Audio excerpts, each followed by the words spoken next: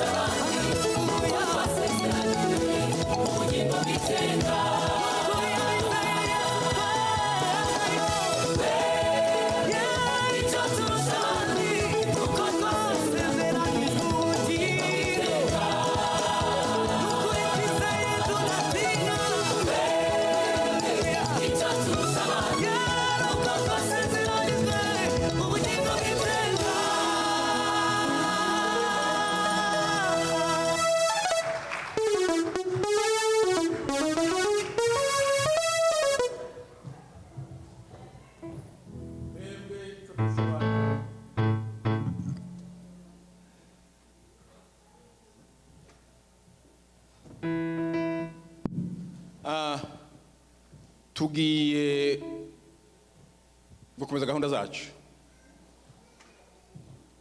Abashitsi tumubonye ko tubakoreye umuti mbwa nabo babandi bari abasitari b'u Rwanda nibo bavuga ngo babakoreye umuti, nako tubakoreye umuti. We just have the cure. Tugiye kuririmba tumwanye ko nibyo neza. Abashitsi ngo babaza abashitsi, They're just singing well. abagore beza bambaye neza, They're dressed well. naho abana babo. What about the kids? Muzosombuke kandi wowe ni umuti tubahaye. This is a cure. Reka rero twegereze abashitsi. We are going to welcome the guests Mugakorasi kagufiya cyane for a short bayobowe song. na Fabrice. Muze mutambwe hano, And abashoboye ntabwo ari tegeko, ababyumva all the guests, those who can be muze able to, muduhe chorus. please give a short Hanyuma sing. mama Mapena we yitegura aze. Mama Penda will be ready Uko to nshaka start. gukora ibi bintu. The reason why we're doing this way, Ubonye umushitsi if you have a guest, tukamureke umuprofite umukame umukure mu you mwanya have mutoya. to Kuko profit. nta wundi mwanya uzaguka kandi. There's not any other chance she or he's come back. Chorus gatoya. Please give us a one Hanyuma mama song. nawe haguruke ari. And then she's going to be ready to Pastor nawe yaje start. nyuma atakwegera ikimari kumugisha. We welcome our pastor. May God bless you. Hallelujah. Hallelujah. Tuzamura Imana icyubahiro. Hallelujah. Zamura Imana icyubahiro. Hallelujah. Hallelujah. Zamura Imana icyubahiro. Hallelujah. Hallelujah. Hallelujah. Hallelujah. Hallelujah. Hallelujah. Dushimye Imana ko twageze hano hantu. Aba muri Arizona twaje n'imodoka amasaha 13. This is my fellow brothers came from Arizona. Turashima Imana ko yaturinze. We praise the Lord that it protect us. Kandi nk'abayoboye urubyiruko rw'amahoro turashima Imana ko ibintu byacu byagenze neza ku munsi Those w'ejo. who lead the Mahoro youth, we thank God everything went well. Umuntu arategura ariko Imana niyo isohoza. A human prepared but God fulfilled. Iyo ukora rero ikintu ukabona kigeze ku ntego wifuzaga, If you do, you prepare something, if you achieve your goal, ntago twikubita ku gatuza ubwo tuzi ko nabidushigikiyemo. it's not just we are putting, we are very proud of it, but So it's uyu through munsi your rero ntago support. twavuze ngo guterane gusa bisanzwe, We did not want to just gather in normal, ahubwo wari umunsi wo gusenga. but we prepared this day for prayers. Ubwoko bwacu turi mu ntambara tumazemo igihe kirekire. Our people, our nations are facing the war. Twararwanye n'amaboko yacu ko twari dushoboye, We try to use our force, our hands, ariko dufite umurengezi. but we have Almighty. Yesaya 33 ibice bitatu ntabaza ndagutabaza Isaiah wereka says- ibikomeye tabasha kumenya.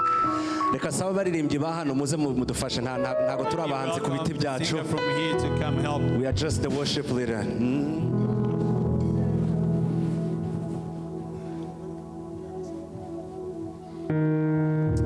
haleluya. So tugiye gusengana mu ndirimbo In the song, tuvuge ngo gusenga kwacu kukugereho mana. and we're going to say, God, let our prayer reach you. Haleluya. Gusenga kwanje kukugereho manurama horo yanje ndakukene kumangwana nijoro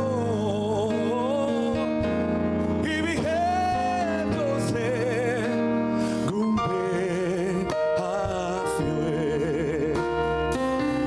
gusenga kwanje kukugereho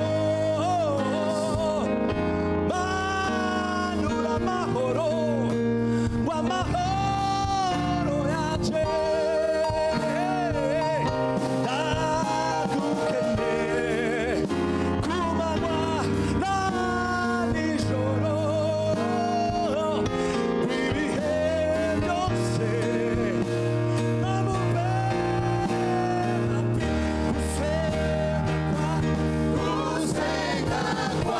twese duhaguruke tuvuge ngo gusenga kwacu kutugereho Yesu. Yesu n'amahoro yaje uri ibyishimo byanjye uri agakiza kanje ndagukene kumanywa na nijoro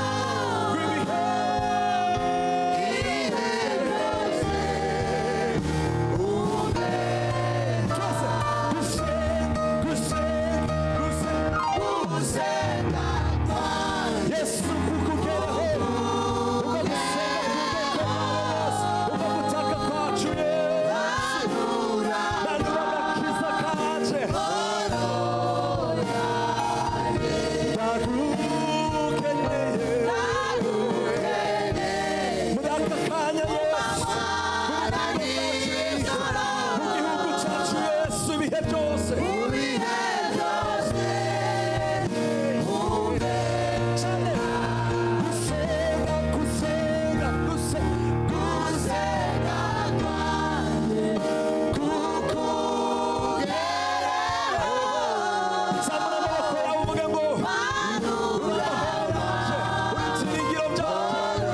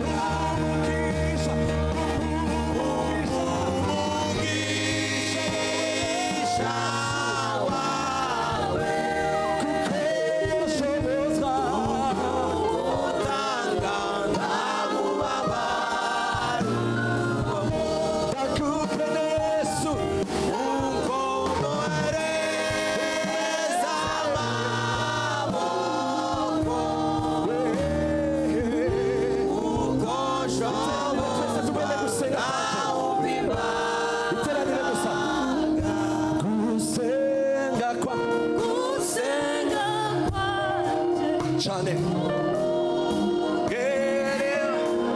manura amahoro yanjye Yesu uri amahoro y'ubwoko bwawe uri amahoro y'igihugu cyacu uri amahoro y'imitima yacu ndagukeneye kumanywa na nijoro Yesu ibihe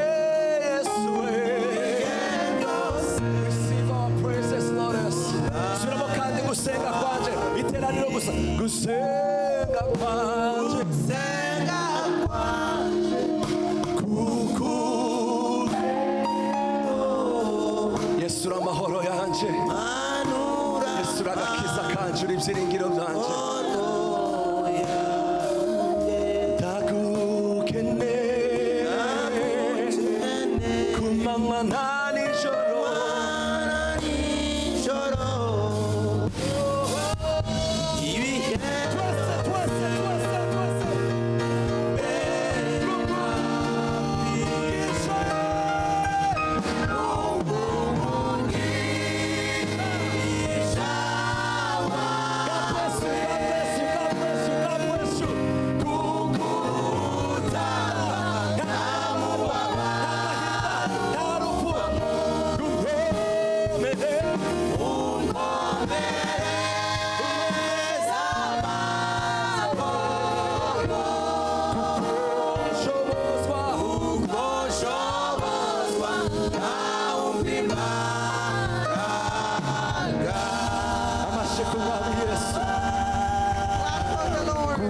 gusenga kwanje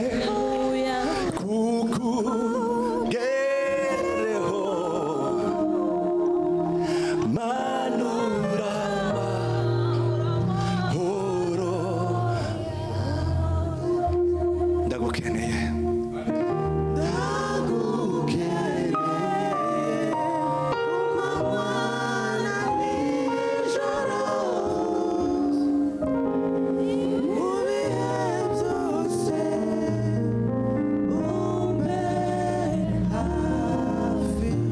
umugisha wawe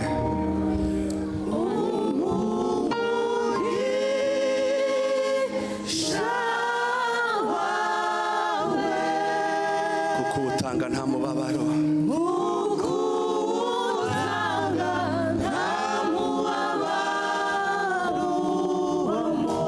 unkomereze amaboko unkomereze kuko nshobozwa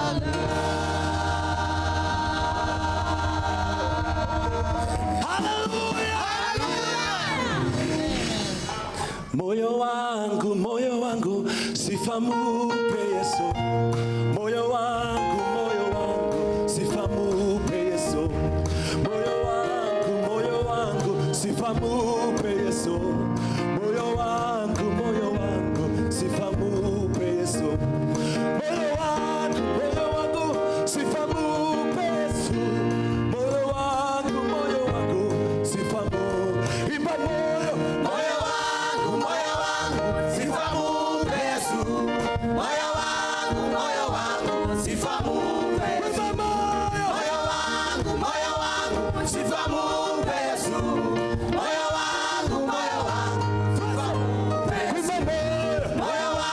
moyo wangu sifa mupe Yesu moyo wangu sifa mupe Yesu imba moyo wangu sifa mupe Yesu moyo wangu sifa mupe Yesu anaweza sasa kunipa maisha yangu usifadhaike moyo tulia kwa Bwana anaweza sasa kuponya maisha yako usifadhaike moyo tulia kwa Bwana yeye yakupenda yeye yakujali usifadhaike moyo tulia kwa kila mtu yeye yakupenda yeye yakujali usifadhaike moyo tulia yeye yakupenda yeye yakujali usifadhaike moyo tulia kwa Bwana yakupenda yeye yakujali usifadhaike moyo tulia yakupenda yeye yakupenda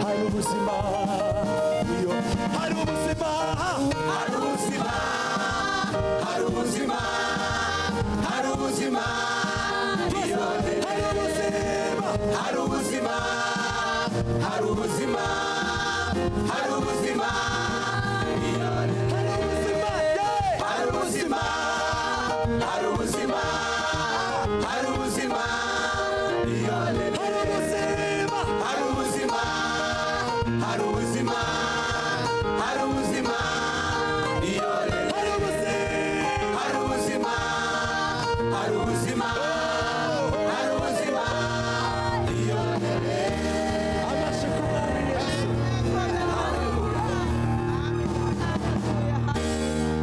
Murakoze. Thank you so much.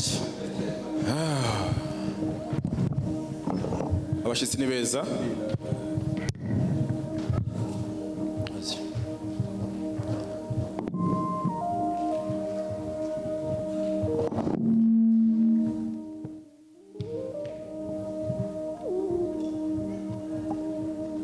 Hari ubuzima muri Yesu Kristo. There's a life in Yeah. Jesus Christ. Habaye impinduka If when the change comes, n'ibintu bigomba guhinduka bikaba bishasha. everything have to change, become new. Ka mbasabe mwese Let me ask you, umuntu utarwaye those who are not sick, muve hasi. please stand up. Muve hasi mwese Please stand up, hanyuma twiyegereze ijambo ry'Imana. and we are going to welcome the word of Muhagurutse God. ntabwo ari mapene muhagurukiye. It's not that because you stand up for the Muhagurukiye ijambo person, ry'Imana. but you just stand up for the word of N'abatambuka God. hano She may come forward and amashi menshi they cyane. come to the Lord. Imana imumugisha mwinshi. Niwe uduhangura kwicara igihe duhangura tubone kwicara. She's the one going to allow us to go back seated.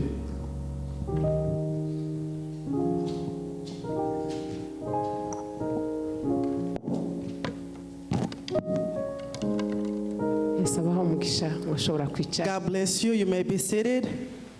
Katubanze dusenge. Let's pray first. Mana nyiribihe turagushimiye kuko watubyukijeho twese kubw'ineza yawe. Kuryama ni kimwe no kubyuka ni ikindi. Kubona aya maso yose cyangwa ubwoko bwawe turi imbere yawe turagushimiye kuko ari wowe hatugejeje. Ubundi kandi turagushimiye kuko waducishije mu bihe bikomeye kugira ngo uzagire icyo ukora mu gihe gisa nk'iki. Mana y'agakiza mpagaze imbere y'ubwoko bwawe. Ndi umwana muto ntacyo, si uko ndi muto ku mubiri data, ariko ndi muto mu ijambo ryawe kuko ijambo ryawe riranduta data. Kaba ngiye kuganira uciye muri nje mwami kuganiriza ubu bwoko. Mana y'imbabazi, ni wowe uzi icyo umuntu wese yibwira cyangwa se yifuza.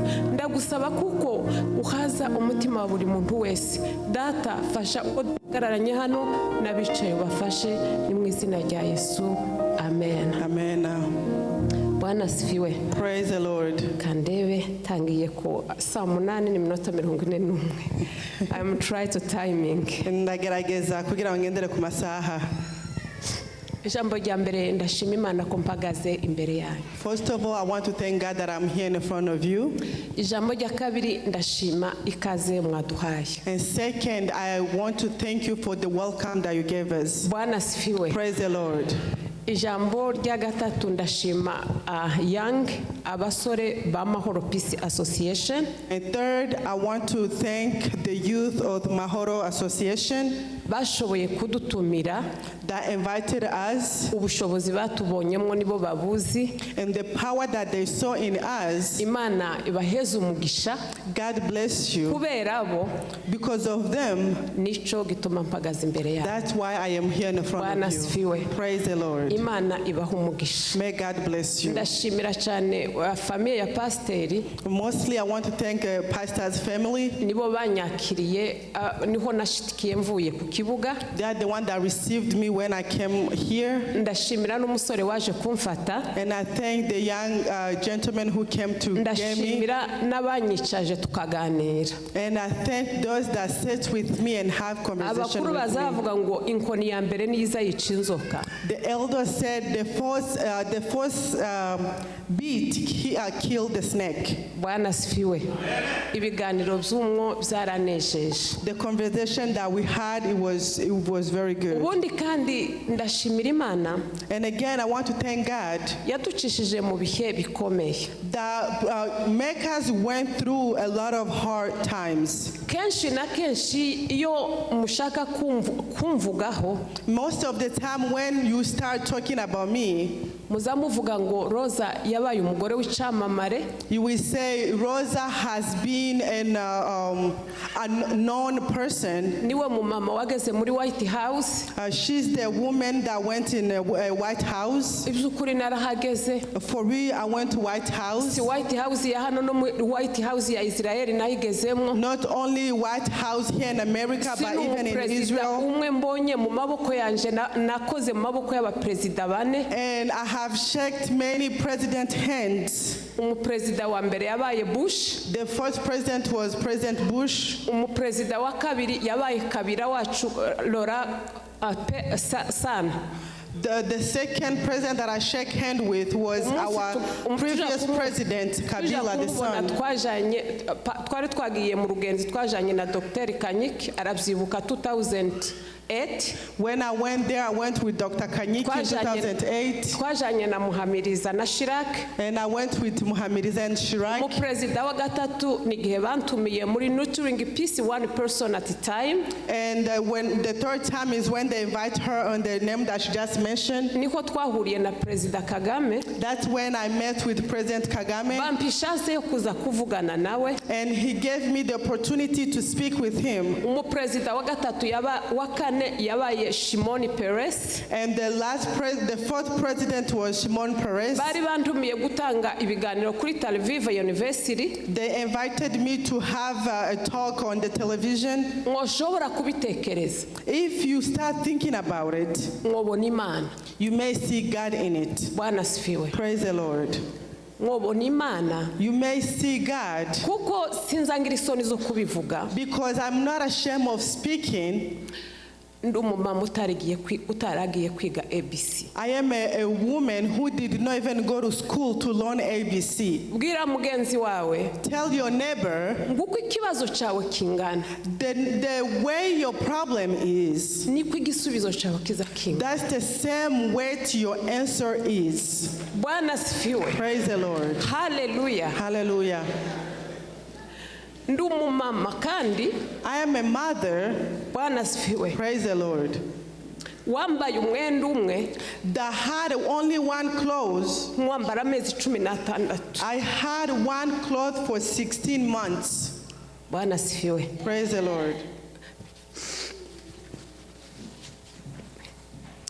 Ndumumama wabayeho hagati y'imbunda amezi 16. I am a mother who was surrounded by armies for 16 months. Ndi kumwe n'abana. With my kids. Ndahantu hadakinze. In a place where there's not even a door. Imbunda nirwo rwaruruki. The army or the weapon was my door. Ndumumama waza gumara iminsi 3. I'm a mother who will spend 3 days without touching even water. Udahindura umwenda. Who did not change clothes. Umwenda nari nambaye. The dress or the clothes that I wore. Umwenda nafunga. The dress that I wore when I went to prison with is the very first dress or clothes that I wear in Kasai. Praise the Lord.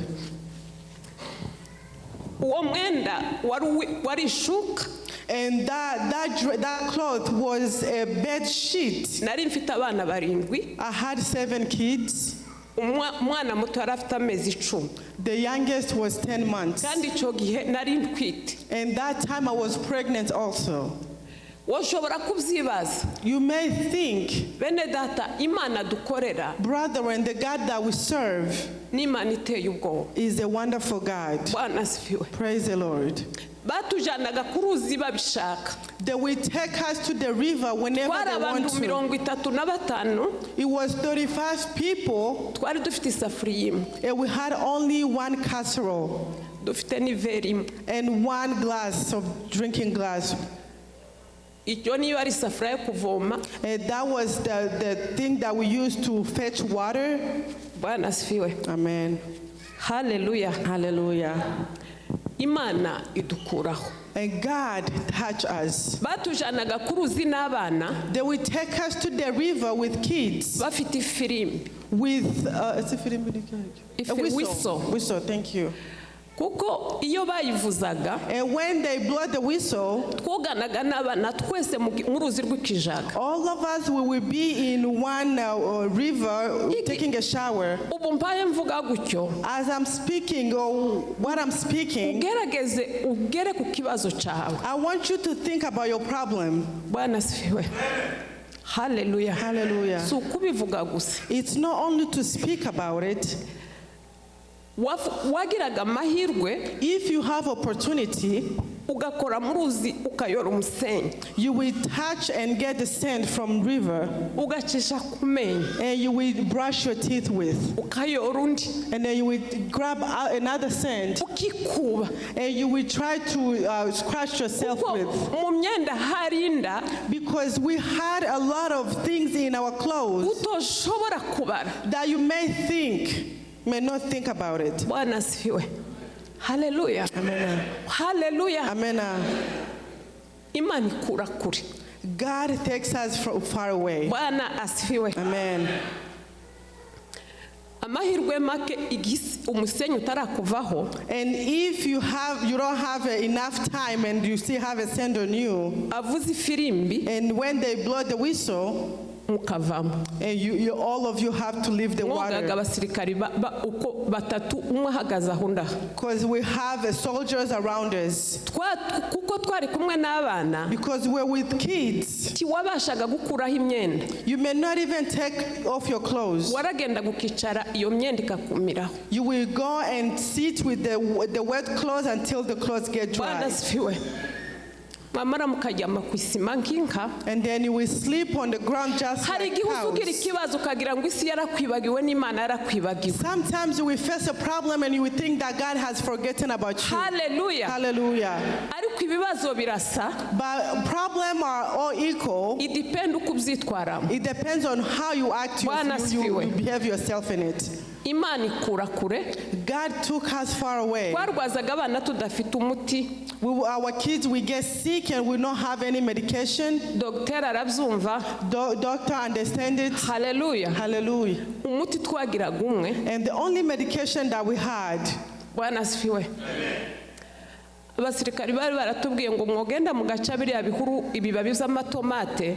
the soldiers told us if you go and grab tomatoes leaves. Bwana asifiwe. Ngira umwana wanje Seti muzamumubona ku ma YouTube. I have a child Seth. Agira igikovu kinini cyane hano. He has a big scar over here. Yari yaragize diare y'amaraso muri iyo nzara. He was having diarrhea to the point that we have blood. Abana baryaga imyembe In that time, kids we eat mangoes, ikabatera diare. and mangoes will cause them to have Kuva ku diarrhea. isazi z'abantu bangana gutyo. And imagine the flies Kuko aho going around. baryamaga niho bitumaga. Because where they will sleep, that's where they will do everything. Twabaye mu nzu idakoropwa. We lived in the house where we cannot even clean. Uko ni ukuri. That's the truth. Tiwoshobora kwimagine ngo iyo safuriya woge ukayivomamwo. You may not think that the utensil that you have in the house, you may not even use it again. Imana yo mu ijuru idutungiraho. But God protected us from there. Bwana asifiwe. Imana yo mu ijuru ikura kuri abakunzi. Our God protected us. Hallelujah. Hallelujah. Ni ukuri. For real, Hari ibintu byinshi dusoma. there is a lot of things that we read, Ariko kandi hari ibindi twabonye. but there is a lot of things that we have seen. Bwana asifiwe. Nibazaga John yariraga abaza akambaza ngo ese nyina. And John would go to school, and whenever he comes out, he would ask me, Mama, Ese uzobyarira he? where are you going to give birth at? Amen. Oya uzobyarira umwana he. Where are you going to give the baby that you have birth at? Kamubwira ngo Imana izironkera. And then I will tell him, God will provide. Ni ukuri simbizi abahungu for somehow. I don't know, boys somehow. John ise yaramaze gupfa. When my husband passed away, Yamatangira gupanika nkaho ari we responsible. John started to panic as if he's the responsible one. Ariko John nawe byageze igihe But it got to the point. muzamubona Nyabikiza banje yarabyaye. You see, my daughter Nyabikiza gave a birth. Cyari ikibazo cha John. It was because of John. byageze aho John baza kumumanika. It got to the point when they want to take John. Amen.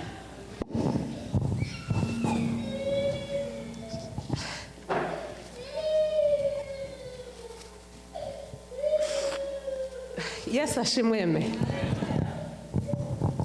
Imana nawe irahamukura. And God took him away from there. Bwana asifiwe. Hallelujah. Nibazaga.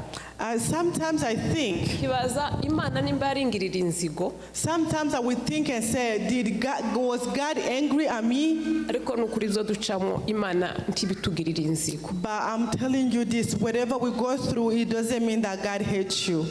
Imana yishaka gukora ikintu runaka. If God wants to do certain thing, ntizayita ku uriwe. He does not mind who you are. Ntizayita na situation. He does not mind your situation that you are in. Ubyumva. Because if you understand it, Imana ndiyo kwemera ko utakaza ibintu byose mu munota umwe. God will not allow you to lose everything just in 1 minute. Ngo yemere kufunganwa abana bari mu mwana w'amezi 10. And then allow you to be in prison with a child who is 10 kandi months. kuko uba ujana ninda. And then you being pregnant in that situation as well. Bantu b'Imana. Brethren, zarangoye. It was so hard. Nahaririye amarira. I cried a lot. Yo gukura umwana nari mfite kwiberi. So I can just take the child that I was breastfeeding. Ndafite n'ahandi ahubwo no muhungira. Without having anywhere to go, so I can run away from that child. Ndafite habe n'agakombe kamwe. With even not having even porridge. No henda mu mwana. Just for me to give the child. Or for just say don't breastfeed, just have something. Hallelujah. Hallelujah. Hallelujah. Hallelujah. Hallelujah. Yes, ushimwe. Praise the Lord.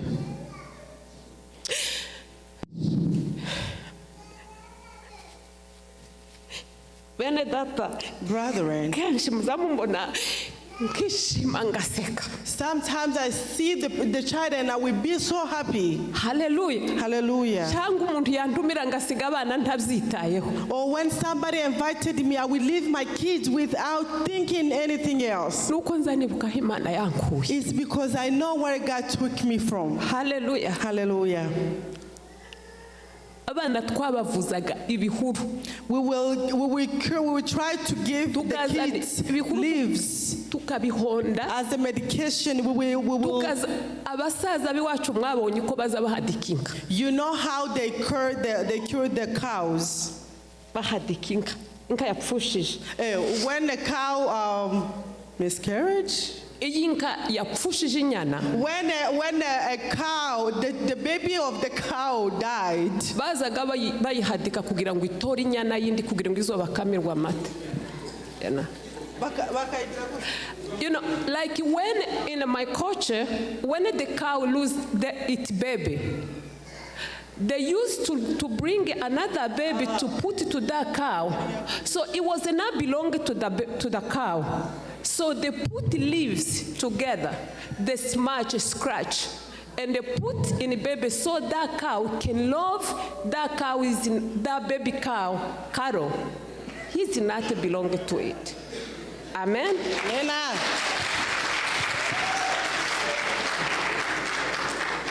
Bwana asifiwe. Praise the Lord. Nibyo twazaga tuvuza abana. That's how we will cure our kids. Wanyakaza kagufasha. And your friend will come and help you. Umwana mukuru. With a grown-up child. Mukamutsinda ku bibero. And you will put that child on your lap. Mukamuhadika ibihuru biri mu rusenda bisharira igikomere cyaravuye indani. And you will give the child the sour leaves. Bwana asifiwe. Praise the Lord. Imana ikura kure. God took us far away. Ijoro mzara. The night that I gave birth. Naribajije. I thought. Ta muntu utaruzi ko nzopfa. Nobody knew that I will live. Ariko bakunzi. But brethren. Amen. byari igitangaza. It was a miracle. Ijoro bucamza iminsi mike bucamzara. Few days before I gave birth, niho nakiriye urupfu. That's when I received death. Amen. Amen. Sigaranye iminota yanje 12. I have 12 minutes. Amen. Ngenda gusenga. I went to pray. Amen. Amen. Iyindi minsi yose. And other days, nirwaga ntongana n'Imana. I will just go there and be angry at God. Gasenga imbundi kuraha yindi kuraha bakujanye ngo ugiye kuri bathroom. You will go to pray when they take you to the bathroom. Ngakora gutya.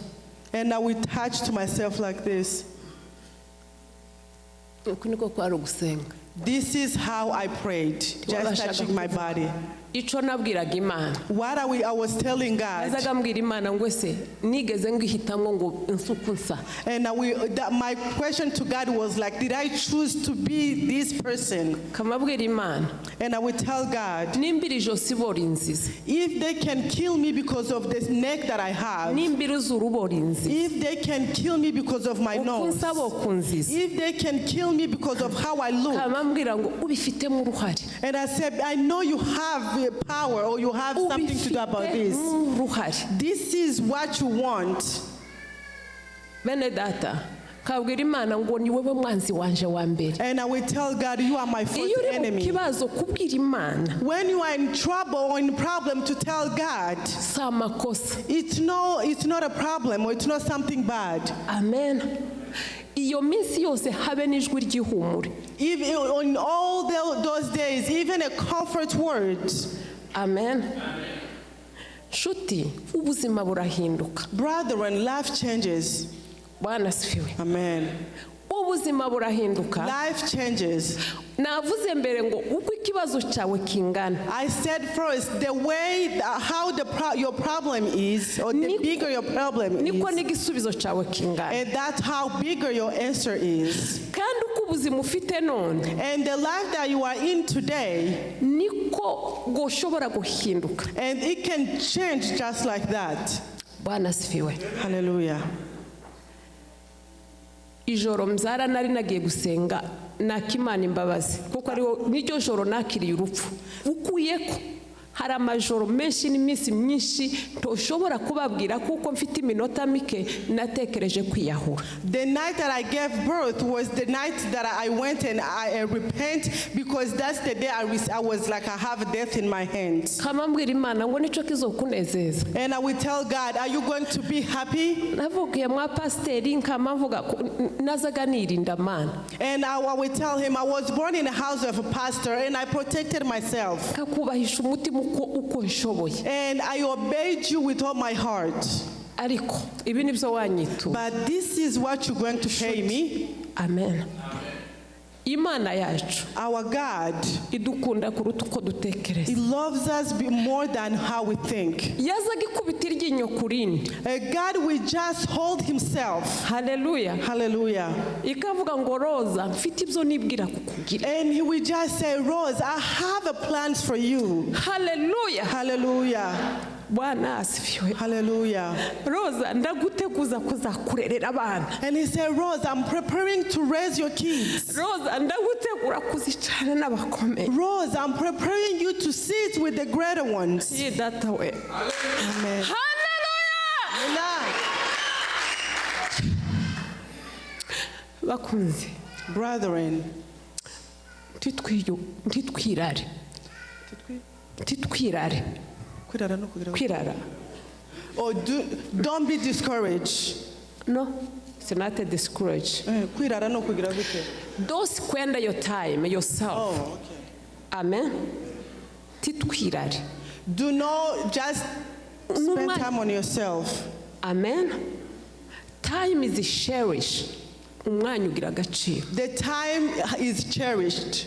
Don't spend your time. You think your life is much better. You think you are in a better country. You think you are better educated. beyond this life, nyuma y'ubu buzima there is another life. hari ubundi buzima. Hallelujah. Hallelujah. Imana uko yari hayihindura ibi, The way that God was changing this, akadushira muri ubu buzima, and we want us to go in that life. bikwereke ko hariho ubundi buzima. It shows you that there is another life. Hallelujah. Hallelujah. Sindenze iminota. Amen. I'm going to obey my time. Hasigaye iminota 7. I have only 7 more Kandi minutes. ndayisoma mu ijambo ry'Imana ryangiye ku mutima. And I'm going to read the word of God that I have in my heart. Amen. Amen. Ariko n'ibyo birakenewe bumwe na bumwe. And I know this was needed as well. Hallelujah. Bene data, Brethren, nabyariye muri uwo mwanda. I gave birth in that situation, Ku ikarita itameswa. in a box where it was not even washed. Imvura yaragwaga, The rain will come kuko twari mu kizu cabomotse amadirisha, ibikarito twari arasabye abasirikari bikaroba. because the house where we were in, it was not even a good house, and we had boxes down that we asked from the militaries. Bwaca mu gitondo mukagenda mukabyanika. And then in the morning, you would take those boxes and put them down to get dry. Bikama by'igipfunyika. And then they will just smashed. Mukazana ibuye mukagihonda. And you will grab a rock and start mashing it. Mukaba mubihaye ishansi yo kwinjiramo inda nyinshi. And then now you're giving it a chance to have a lot of lessons. Mukaryama. And then you will sleep. Muri uwo mwanda In that dirtiness, niho nabyariye. that's where I gave birth. Kagira muri uwo mwanda In that situation, niho nakuye igiti cyo gusharira abana. that's where I found a tree. Tukare umbilical cord. Oh, to cut the umbilical Piece cord. of thank wood, you. like, amen. I used the wood to cut the umbilical cord. Iyo mana ibitangaza tuza dusoma muri Bibiliya The miracles that we read in the Bibles, biruta ibyo. more than this, Bwana asifiwe. praise the Lord. Mana yadukoreye ibikomeye bakunzi, God has done wonders for us, brethren, birenze uko twoshobora kubitekereza. more than our imagination. Ndabizi nawe wicaye aho And I know you who are sitting right there, yagukoreye ibikomeye. He has done wonders to you. Nijoro At night, twabaye mu giterane. last night we were in a conference. Mubimbabarire kubivuga, I'm sorry to say this. dutangiza tudasenze, We started without praying, turangiza tudasenze. and we ended it without praying. Umutima wanje urikanga. And my heart was so shocked. Amen. Amen. Umutima wanje warikanze ejo. My heart was so shocked yesterday. Bwana asifiwe. Hallelujah. Reka dusome muri Matayo, Let's read in the Bible in Matthew. turabisoma gusa. We're just going to read. Amen. Amen. Namubwiye aho asoma ni muri Matayo 24. It's in Matthew 24. Ni ijambo ryo kuba maso. It's a word to be awakened. Amen. Amen. Reka asome. Arasoma hose murumva. Amen. Mfite icyongereza. In English? I have English. I can give you my. I have English version. Ariko mfite n'ikinyarwanda. It's Matthew 24. You can read easily. Kane kugeza ku munani ku icenda.